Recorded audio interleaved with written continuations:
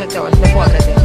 Najčešći uzrok saobraćajnih nezgoda je nepoštovanje dozvoljene brzine kretanja. Ovo je apel za sve sadašnje i buduće vozače. Vozite sporije, ne brže od života. 18 došao je red i na tebe da uzmeš ključeve i u kola sedneš, da sečeš krivine i zavodiš ribe, da pale se klinke kad vide da stižeš. Sve ti je to malo, želiš brže i brže, da osjetiš kako vrela guma asfalt struže, da zadivljuješ ljude koje boli ljube, što ti hoćeš tako lako da iskineš duže. Tako jedne noći vraćao si se sa žurke, pored tebe riba od koje ti je vruće. Da bi je osvojio ti počinješ da divljaš, ali teško upravljaš kad si brate mnogo pijan. Urađen žešće, loše kočiš i skrećeš, voziš kao manijaka, ni sam ne znaš gde ćeš. Spori bre, ni glumi mentola. Tere se ona, ti je ni ne čuješ pod dejstvom alkohola.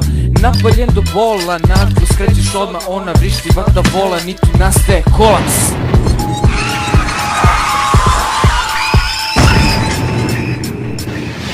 Teška saobraćajna nezgoda u kojoj su život izgubila 4 mladića desila se noćas 50 minuta iza ponoći na delu obilaznog puta Valjevo-Užice. Do nesreće je došlo kada je vozilo marke Peugeot 306 sletelo sa puta. Uviđajem na licu mesta i naknadnom identifikacijom poginulih u ovoj nezgodi utvrđeno je da je vozač prednjom desnom bočnom stranom vozila udario u zaštitnu ogradu i izgubio kontrolu upravljanja nad vozilom. Dobio si ključeve, to jedva ti si čekao. U kolima bez dozvole ti sati pa bi sedeo, razmišljao o tome kako gađaš sve te drumove, da startuješ po gradu, impresioniraš drugove. A nju si hteo da iznenadiš, ti sam nisi znao da ćeš tako da se zaljubiš. Pa si hteo sladna kafu da izvedeš je negde, ona tog dana nije ni očekivala tebe.